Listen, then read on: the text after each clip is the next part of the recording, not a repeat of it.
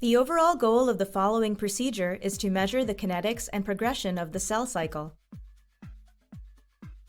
First, cells are pulse chase labeled with bromodioxyuridine, or BrdU, which is incorporated into the cell's DNA in place of thymidine.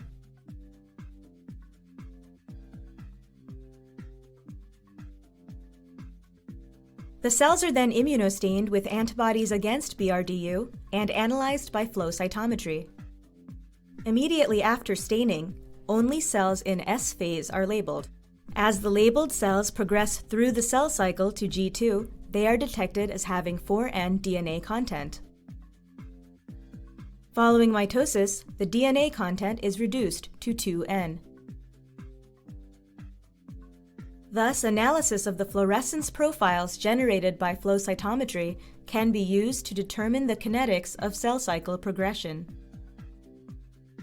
The main advantage of this technique over other protocols that use chemicals for cell synchronization is that there are no physiological perturbations that might inadvertently affect the cell division machinery.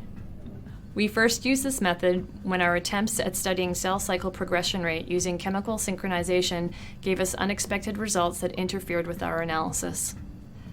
This method can help answer key questions in the field of cell biology. For example, what is the basis for differential growth rates between different cell types? Begin this protocol by pulse chase labeling the cells with BrdU.